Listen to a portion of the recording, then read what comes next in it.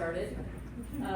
Before I introduce you to our presenter tonight, I do want to tell you we have our new newsletter out. This will cover September and October events, which we have some really awesome things. Our True Crime Time next month is going to be the Radium Girls. And the month after that will be Oscar McDaniel, and one of our librarians downstairs will be presenting that. The Radium Girls will be Jenna Whittington. So I hope that you can come to those. We also have some fundraisers coming up. The foundation is having books, beers, and booze. That's BOOS, not ZE. So, I mean, there will be that too. But there's all kinds of information. There are flyers over here, more downstairs, also on in the newsletter and online. We are having our haunted library again for the first time since pre the Big Bummer. So, hope you can make it to that. And the same day as our haunted library, you can go out and listen to The Spooky Side of Fairy Tales with Dr. Mike Cadden, who used to work at Missouri Western State University, which is where our presenter, did you like that segue? Dr. Evan Hart is a social science and history professor at Missouri Western, and agreed to come and present on a case I honestly didn't know anything about, but boy, is it very interesting, and I think we're going to love it, so I'm just going to turn it over to Dr. Hart. Thank you, Dr. Hart. All right, well, Jen asked me to use a microphone because she is recording, so if I get too loud, please let me know. I'm trying to keep my teacher voice to a minimum so that it doesn't blast the first row. I do want to say thank you to Jen for inviting me and for all of you for coming out today to hear about an interesting case that is in my current research. I do want to give a quick warning. Obviously, we're all here for a true crime talk, but today we are going to talk about one crime in which there was a death. We're also going to be discussing abortion as a procedure, but I do want to make clear that in my talk, I'm not going to state any personal, political opinions on it. I just wanted to make sure that we're all sort of on the same page here. That we're talking about a death, and that death involves abortion. So we're going to talk today about Dr. Fenton Goodson, a black physician who lived in St. Joseph from roughly 1915 to his death in 1956. I came across his story because I am currently working on a history of abortion legal history in Missouri pre-Roe v. Wade, and I actually heard about this case from Dr. Kim Schutte, so thank you, Kim, who did a lot of the early work on this, as well as Jenna Sanders, who is also an employee here at the library. For much of his life, despite the crimes that we're going to discuss today, Dr. Goodson was a valued and respected member of the St. Joseph community. He was not the only black doctor in the city for the entire period of his life, but his experiences as a physician did make him relatively unique during the Jim Crow era of segregation and discrimination. And so I'll let you all decide if at the end of the talk you agree with our library's title, that Dr. Goodson was indeed despicable or not. I don't really come down firmly one way or the other, but I will let you all decide how you feel about that. I will simply state that he was a fascinating man whose life intersected with a number of changes in American society. So Dr. Goodson was born to Richard H. and Maddie Roller Goodson in Carrollton, Missouri on March 29, 1888. I don't know much about his childhood. A lot of that sort of information is really hard to get at, especially when you're looking at the turn of the 19th into the 20th century. We do know that he attended the Lincoln School, which was a segregated black high school, and he graduated from Meharry Medical School, which was a department of the historically black college or university, Walden University, which was in Nashville in 1911. And this is his graduating photo I don't know which one he is, unfortunately. This is printed in their college catalog, so trying to find exactly where he is on here is a little difficult because this is the clearest image I can find of this. But after he graduated, Dr. Goodson did set up a medical practice in St. Joseph, first establishing himself on Missouri Avenue on the south side of St. Joseph, an area where the majority of our town's Black community resided. He does open a second clinic downtown, but he basically stays at Missouri Avenue for the majority of his life. And although he did provide basic medical care, he also established himself as an expert in obstetrics, even publishing an article in 1917 in the Journal of the National Medical Association. And what's pretty fascinating is that at this time, you could basically specialize in what you wanted to specialize in. So he didn't have to necessarily get additional training to state that he was an expert in obstetrics. He just had to have a medical degree and say, I am an expert in obstetrics. But he was actually beyond his colleagues in some of his practices, particularly in regards to patient safety. In the article he published, he wrote, quote, "Since we know that more than 1/2 of all maternal fatalities in childbirth are from infection, we as physicians should make a specialty of antiseptic technique and other available methods that tend to lessen abnormal offspring and maternal fatalities." So what he's saying there is, guess what you should do? You should wash your hands, and you should wash your instruments. Which, while the majority of physicians by this time were starting that practice, right, especially in obstetrics, for a variety of reasons, it was not as widely practiced that you're supposed to wash your hands and you're supposed to wash your instruments. Now, Dr. Goodson's medical practice was thriving in St. Joseph. He married a woman named Mabel Fox, had a daughter named Ruth. He actually owned his home on Missouri Avenue, was a member of the First Baptist Mount Union Church, the Knights of Pythias, the American Woodmen, and the Masonic Temple. But on July 10th, 1917, however, he volunteered for service as an Army physician and reported to Fort Des Moines for training the next month. After his basic training, Lieutenant Goodson was transferred to Camp Funston in Kansas. This camp served to train drafted soldiers in Midwestern states for fighting abroad. At Camp Funston, they would be vaccinated for a variety of illnesses, so this is particularly why they wanted physicians at Camp Funston. It's also noteworthy that it's at Camp Funston where a significant number of Americans would both contract and unfortunately died from the 1918 flu epidemic. But while at Camp Funston, Dr. Goodson had a difficult time.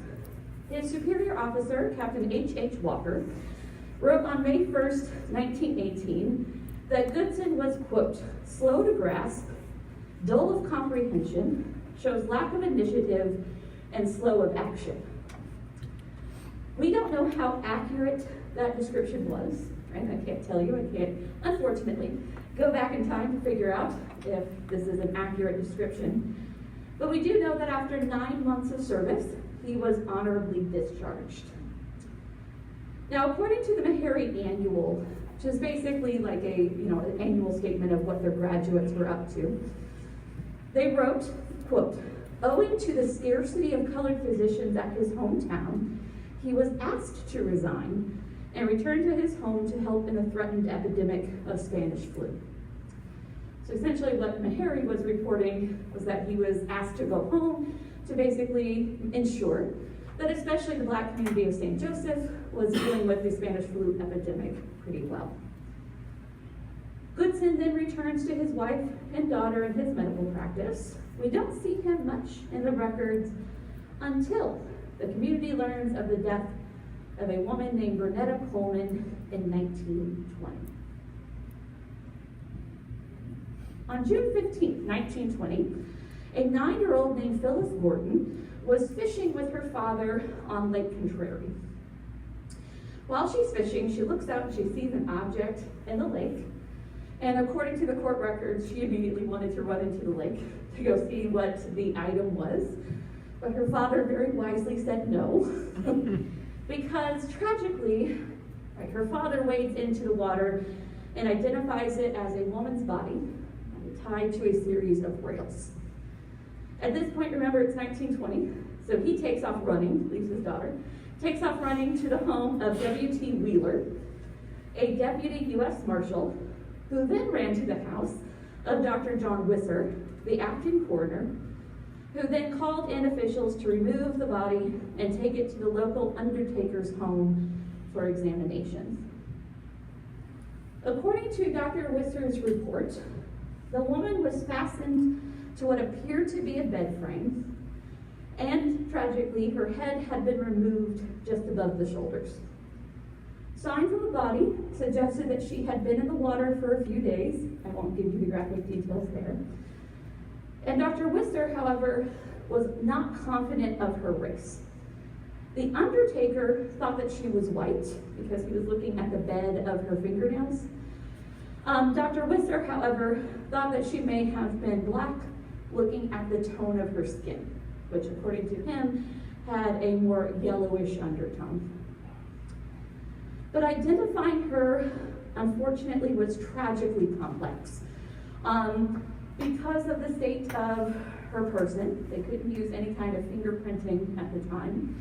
Obviously, they were missing the main identifier of a person at the time, right, her head, right, but even her teeth, which is another way that was still being used to identify. And so, Dr. Wisser basically signed a death certificate saying the cause of death was hemorrhage due to decapitation. She was buried because they didn't have a way of keeping her until they could identify her. Within a day of reports of a body found, St. Joseph police received over 10 inquiries asking if it was their particular loved one or the woman who was missing. They actually received more than that, which I think is a really tragic statement on how many missing people were in the area at that time, right, regardless of race, because they were receiving reports of women who were white and women who were black. It's unclear why. The court records do not reveal this to us.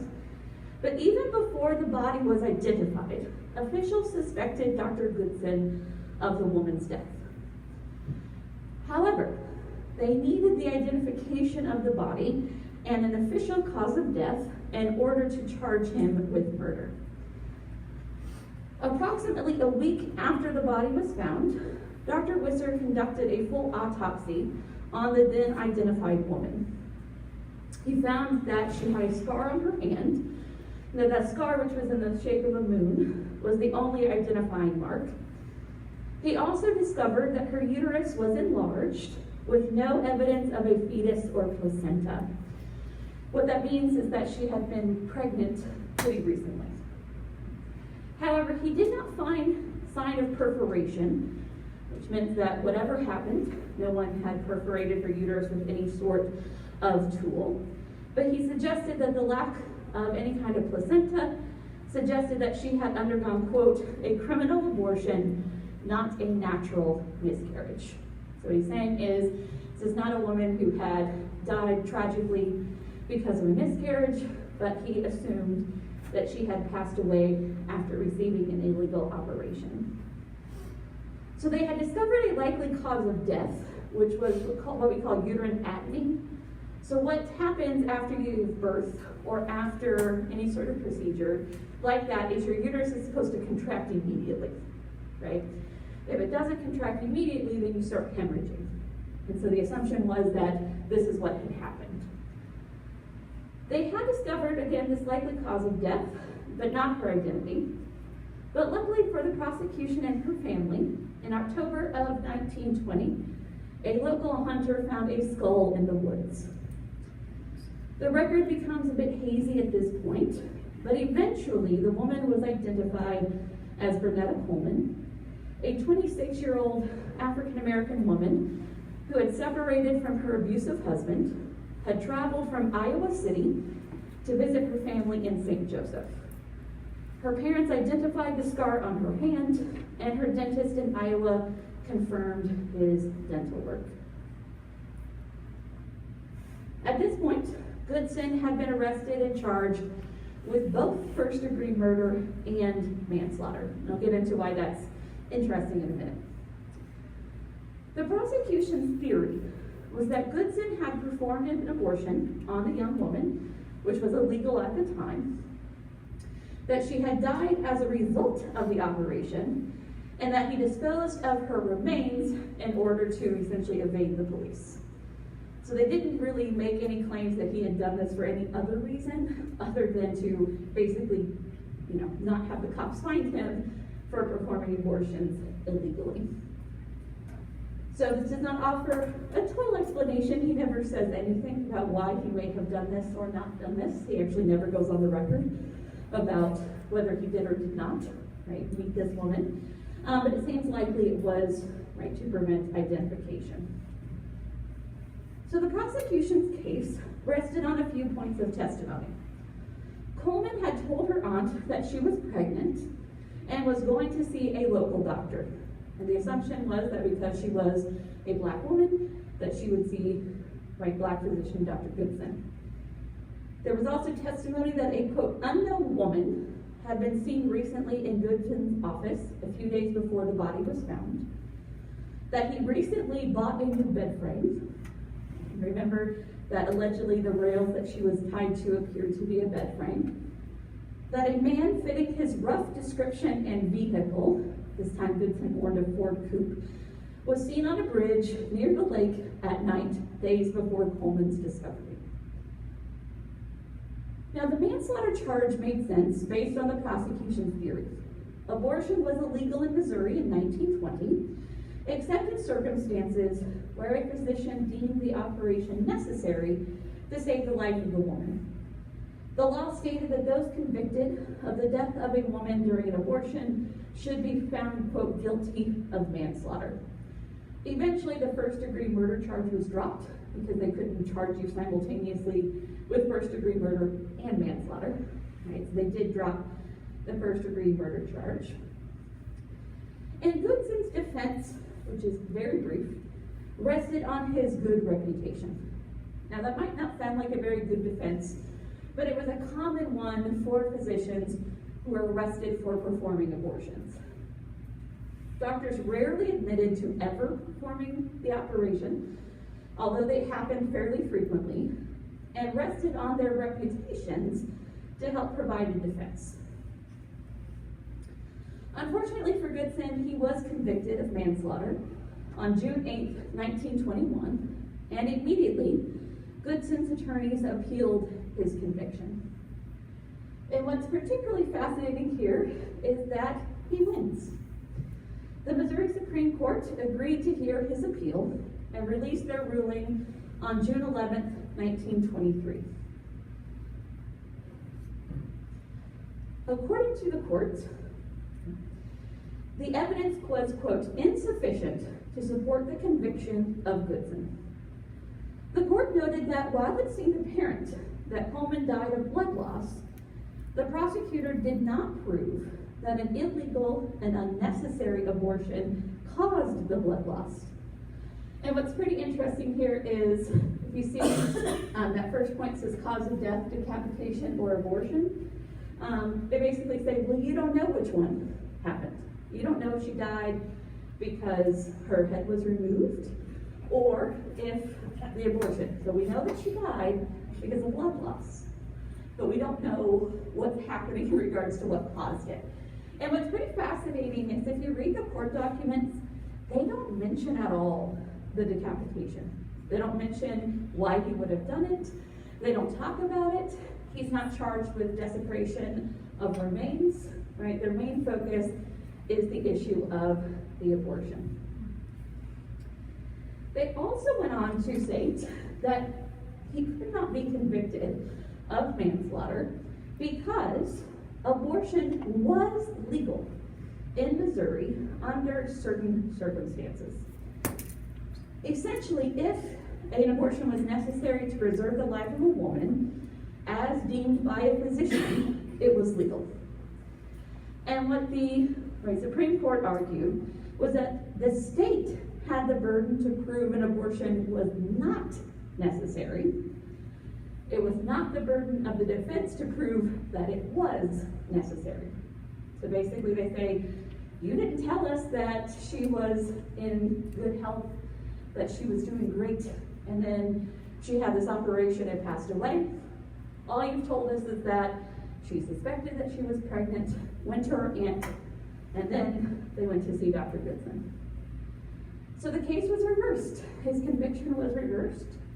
It was remanded, but for reasons that we don't really know, the prosecution decided not to pursue charges again. And you would think that perhaps after you sort of win the biggest lottery of all time by being convicted of manslaughter as an African-American man in 1920 and convinced the all-white Missouri Supreme Court in 1923 to overturn your conviction, you would think perhaps you would try to lay low. And Dr. Goodson does for a while. But in the interim, he does end up getting divorced. He and Mabel divorce. Mabel files for divorce. I'll just tell you that she files in January of 1920. So perhaps there were some things going on behind the scenes that she wasn't really thrilled about. I haven't found those records yet, just the newspaper notice, so I don't know why they divorced, but I can make some educated assumptions. But Dr. Goodson does appear in the record again in 1929 when he was arrested along with 214 others for violating the Harrison Narcotics Act. Now, just very brief background here. For much of American history, there's not a lot of regulation of access to various substances, especially opiates of a variety of kinds. However, in 1914, Congress passed the Harrison Narcotic Act, largely in response to the Hague Convention of 1912, which obligated each signatory country to regulate opium traffic within its own borders. So the Harrison Narcotic Act specifically dealt with opium, morphine, heroin, and cocaine. They don't say you can't sell it, right? You can still prescribe these things, but you had to register with the Treasury Department. So we don't have a DEA yet, so there's not a DEA for us to register with. You had to register with the Treasury Department, and the Treasury Department could give you a yay or nay about whether or not you could sell these substances. And in 1922, Congress actually increased the penalties for violating the law. So Goodson was indicted in September of 1929, along with 214 others. The majority are actually charged with violating the Jones liquor law, so that has to do with the basically distillation of alcohol. But Goodson, along with 3 other physicians, Hollis Roundy, George Bennett, and Goodson, were all indicted for violating the Harrison Anti-Narcotic Act for selling morphine. So basically what Goodson was doing was prescribing and selling morphine. Again, the records are a little unclear. Sometimes they say he was a quote-unquote dope peddler by basically bootlegging and selling morphine behind the scenes. Others said that basically he was just following what he had always done, which is prescribing morphine to patients and not registering himself with the Treasury Department. That is not particularly clear. But quickly, Goodson decided to plead guilty to the charges and was sentenced to 15 months in September of 1929. He was sent to Fort Leavenworth to serve out his sentence. He also lost his medical license in June 1930 due to his conviction of violating the act. But that's not the end of the story. Goodson was the only black defendant out of the 3 doctors mentioned earlier. Bennett also pled guilty to the charges. However, Dr. Roundy's charges were dropped by U.S. District Attorney Van Venter, who told the court that he was, quote-unquote, requested to do so. Dr. Roundy, who was a member of a prominent St. Joseph family, had hired the very expensive at the time attorney R.R. Brewster of Kansas City. Again, although the circumstances behind the dropped charges was murky. Basically what they ended up doing is that he was allowed to pay a fine to the Treasury Department and take basically like a civil assault to his character, whereas Bennett and Goodson had pled guilty to a criminal offense. It was clearly unfair though, because why is he able to get around this? Because he has money, right? And that's the only reason. Now the judge in this case, Judge Merrill Otis, was absolutely enraged when the case against Roundy was dropped. He remarked, quote, "There were 3 cases here of a similar character. The Negro physician now is in the penitentiary. A white man without financial means has pleaded guilty and is awaiting sentence. Perhaps if these 2 men had been able to employ such learned counsel as Dr. Roundy secured, or had a backdoor entrance into the Treasury Department, they might have a different story to tell." Now at this point, Otis refused to sentence Bennett. So he's pled guilty, but he refuses to send him to prison. And actually, he ended up stating that he would request President Herbert Hoover pardon Goodson. He actually sends a telegram, and in the telegram to President Hoover, he basically says, "How dare you?" I mean, it's pretty dramatic. He basically says, "How dare you do this? And you have a lot of problems in your Treasury Department."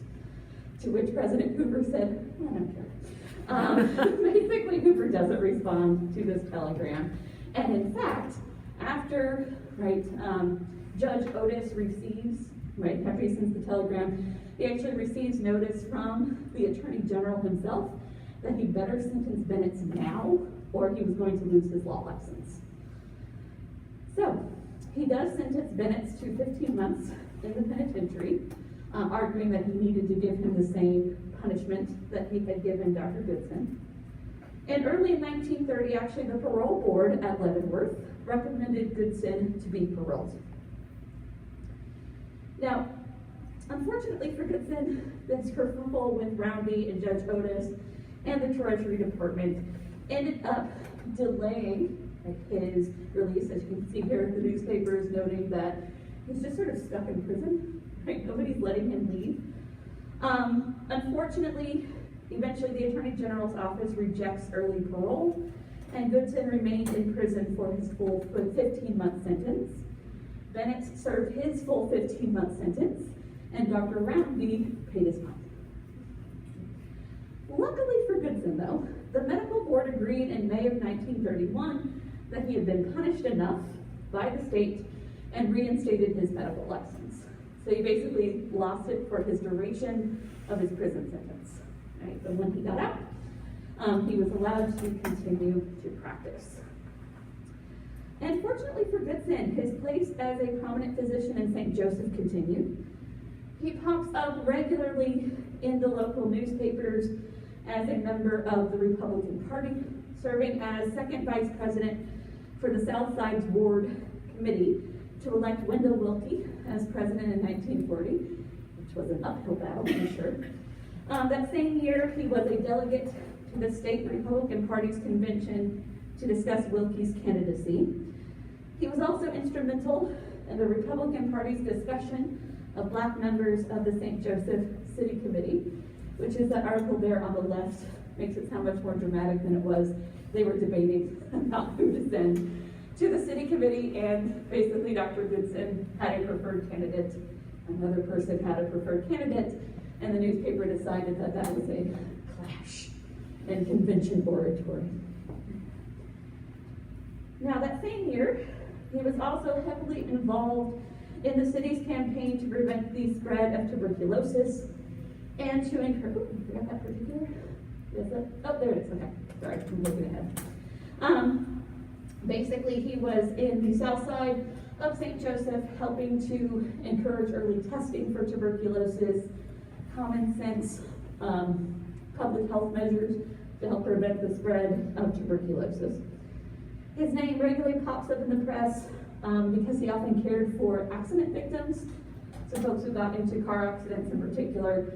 On the south side of St. Joseph, right, you just sort of see Dr. Goodson took care of person X, Y, or Z.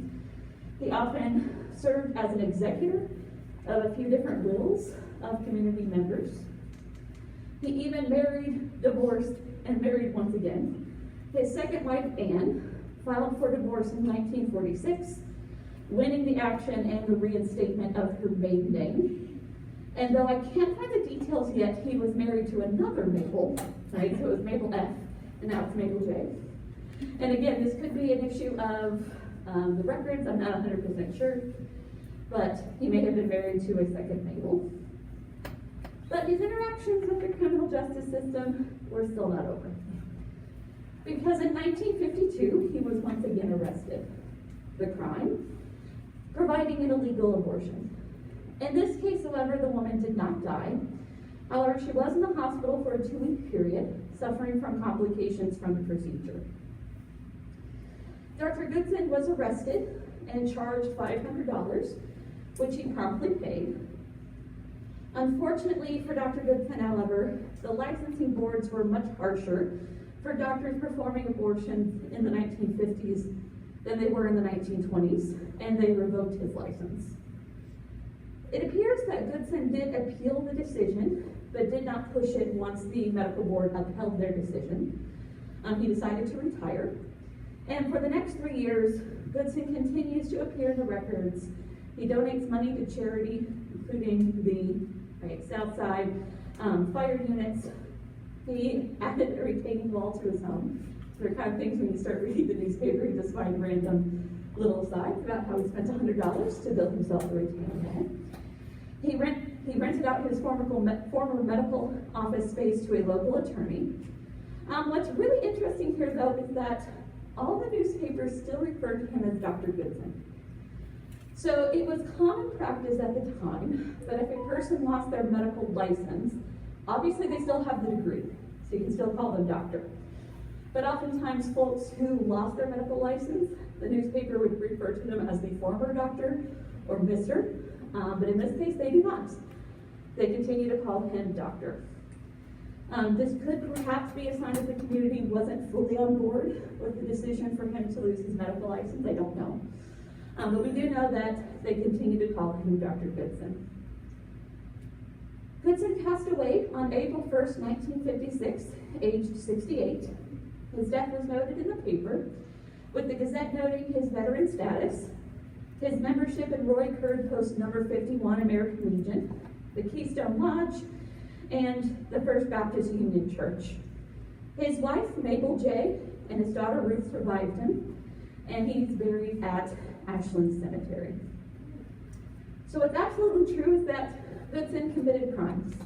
However, I leave it up to you to decide if he was a victim of the circumstances of his life, a despicable criminal, or somewhere in between. Thank you.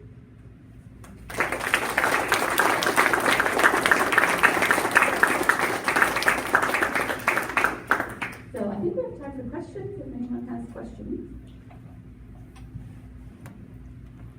I would like to clarify just real quickly, I named it before I knew anything about it. It was a catchy title. Oh, no, that's fine. No, I'm not. Okay. Do you have a sense of how many physicians in town were providing abortions? Was he the go-to, or was others going? I haven't sussed that out yet.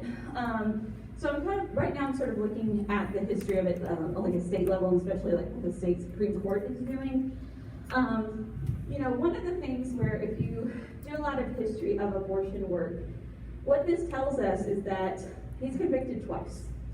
So what that suggests to us is that he's been doing this the whole time. Because generally speaking, in the history of abortion in the United States, officials tended not to care that much unless something went wrong. So unless somebody was very ill or somebody passed away. That's starting to change post-World War II because of some political contexts. So, you know, even in the court records, they don't state that like the town knew him as a local abortionist or anything like that. I suspect that he was largely performing them for impoverished women and women of color, just because of what we know about the clientele of Black physicians at the time. Especially wealthy white women would have sought out wealthier white physicians. So I don't have like a number for you. We won't probably ever know for sure, because obviously if they are trying to show that they know how to do it, they are doing it in very subtle ways. Right? So I'm not sure, but what this suggests to me is that basically his whole career he was probably providing, right, this service. When I was growing up, there was a John Roundy here as a doctor. Well, is there any relation to this guy? I'm gonna assume there is. I haven't done any sort of, deep dive into Dr. Roundy, but he is, from a prominent St. Joseph family, so it makes sense to me that they were likely related, but I couldn't say for certain. Yeah. Hypothetical. What would he get today, if he was today? And do this?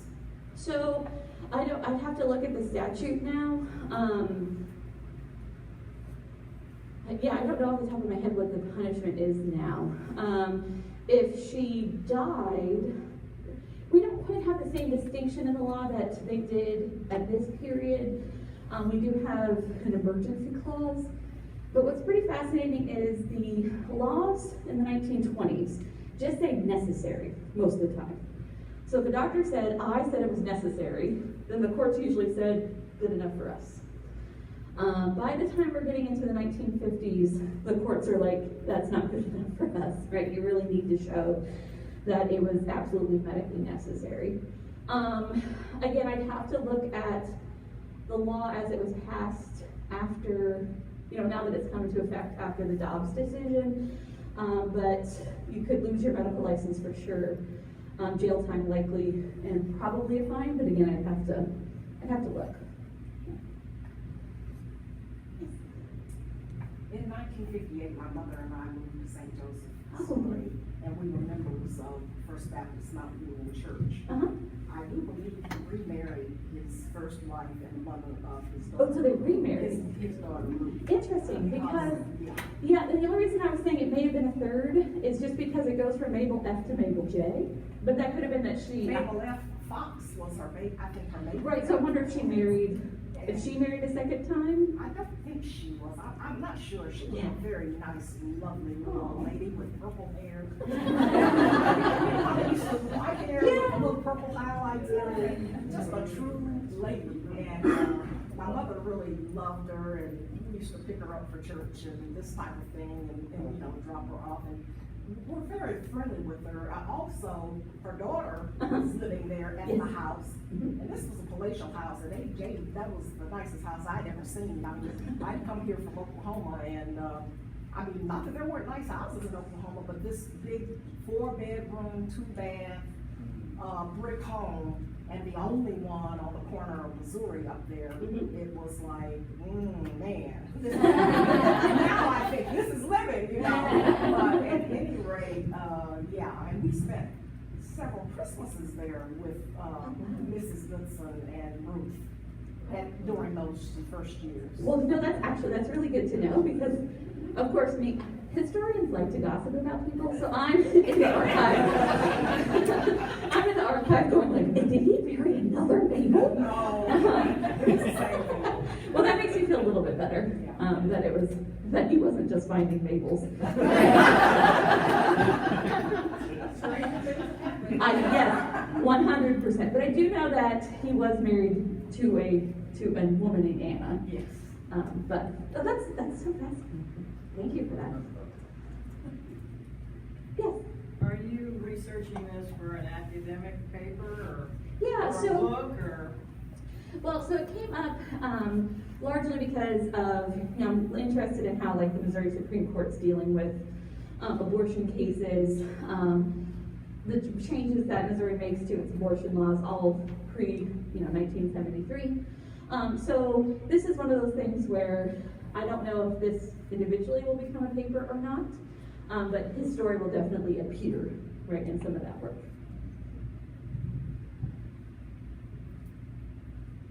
You know it needs to be a book. Well, I don't think I have a book link here, but you never know. worked with his daughter, Ruth. Uh-huh. She hired me for my first real job. She had a master's, and I think didn't she live on Missouri Avenue all of her life in that house? As far as I know. Yeah, and she was very educated. She had a terrific job at what was then called the welfare office, and she retired out of that. She dressed really nice too.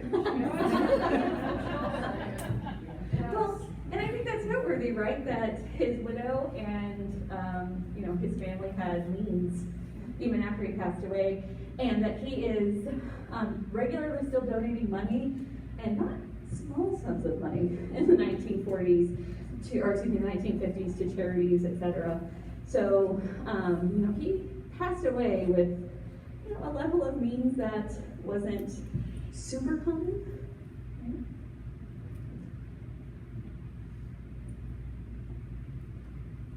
Well, Ruth did all right. We're sisters, and we all went to the same church and all of that, and spent a lot of time in that big house. And I was much younger than she was when she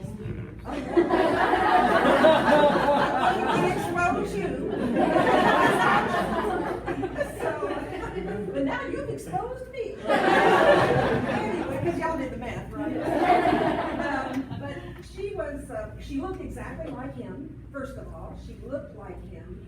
And my sister and I were talking about this. She really did. She wore her hair always in a, what do you call it? Kind of like what I've got. Not a beehive, but French roll. Oh, okay. And her hair was silvered from the time I remember her as well, black and silver. But she was kind of mean. And my sister, we were talking about it. I said, I think Ruth took after her dad. I mean, because we've known this history. Yeah. And my dad knew, I don't know if Daddy knew Dr. Goodson.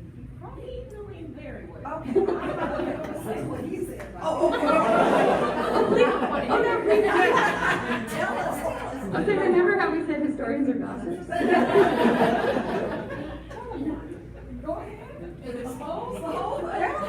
He really sounded it. Now, when we moved, my mother and I married my stepfather, who was her father, and we moved here in 1958. And this has been in recent years. My stepfather died in 2016, and he was 96. So he had lots of memories he was sharing by the time we were fully adults and that type of thing.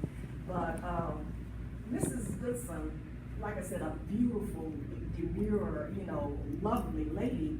She always walked with, she had a cast on her knee, and she kind of walked with her, with a limp and everything. And sometimes in the years when my stepfather was really ready to share all the gossip, he said, yeah. So that old dude took his shoe heel and hit her on the kneecap. And so, I don't know if that was true or not, but she definitely walked with a limp. And so at any rate, the other thing was, Daddy had a friend, and this friend and he named the friend to me, and I don't even remember who he said it was, but the friend had a broken arm and had the arm set by Dr. Goodson, and Dr. Goodson had tried to extract payment. And the man said, Doc, I don't have it now. I just don't have it. And my stepfather says Dr. Goodson took the arm and cracked it. Broke it again. So, Despicable is probably. Now I need to interview you.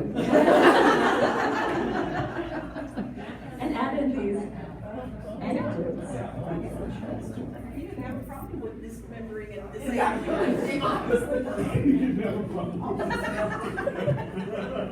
to say that Ruth looked like him, he's a much better looking man Oh, I think she was a than she was a woman.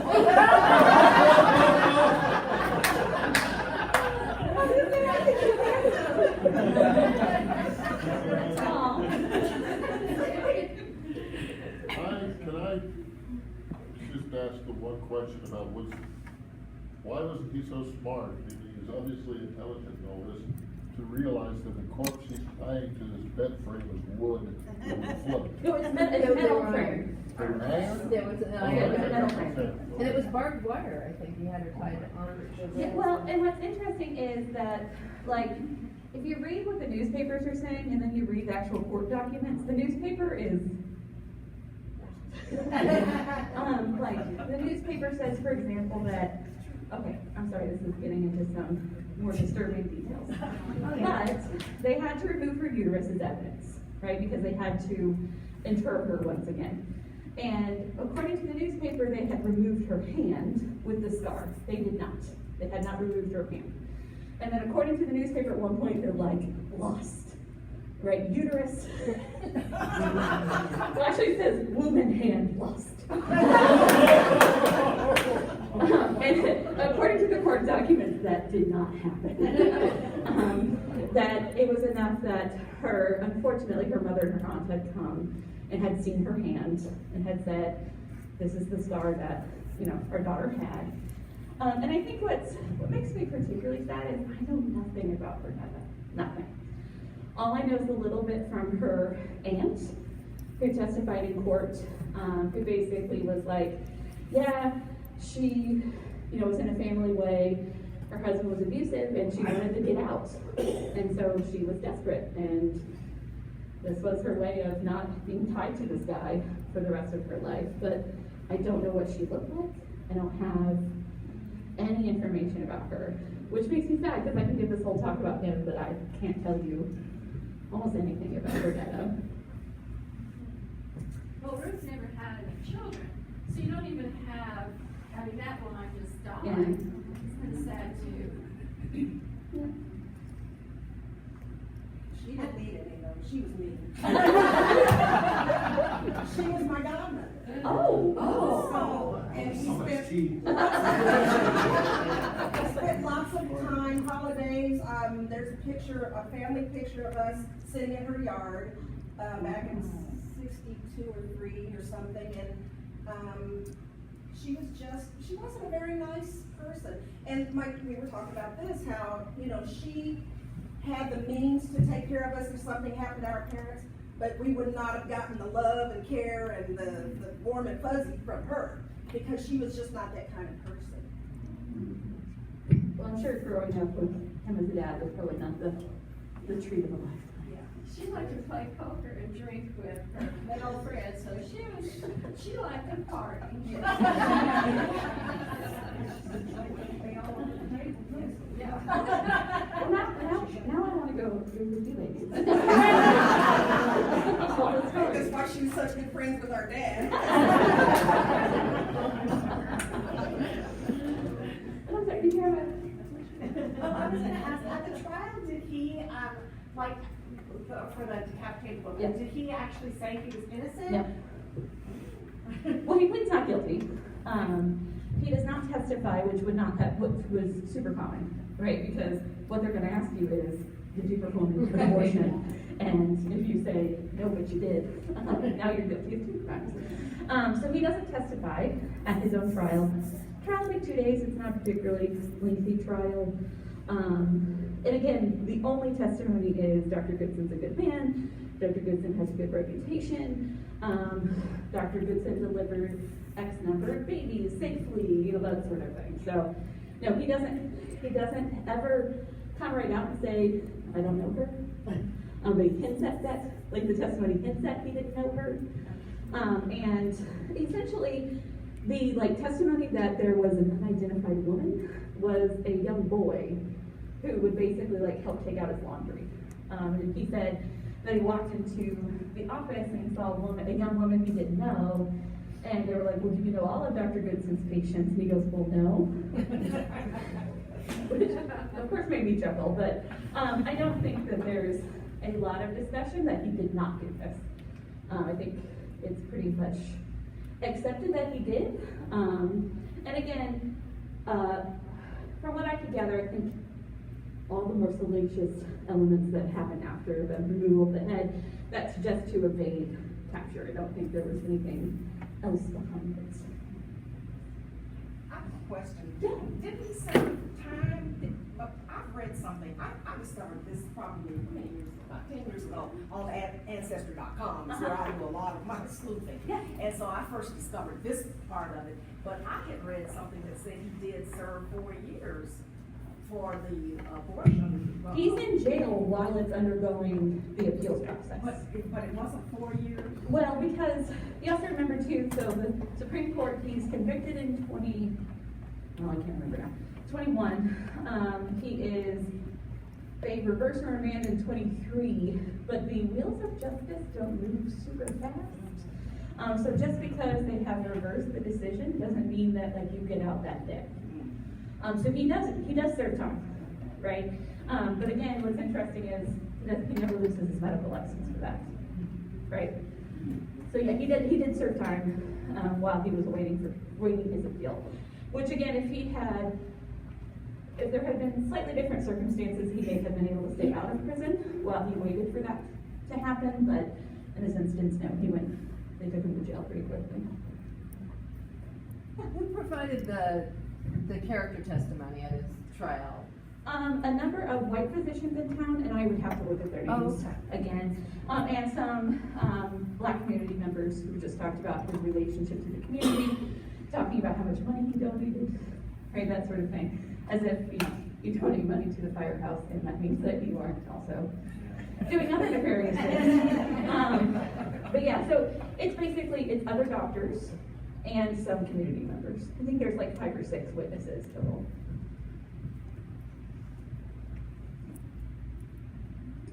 There's also an annoying habit, which if you look at newspapers from this time, is not giving people's full names.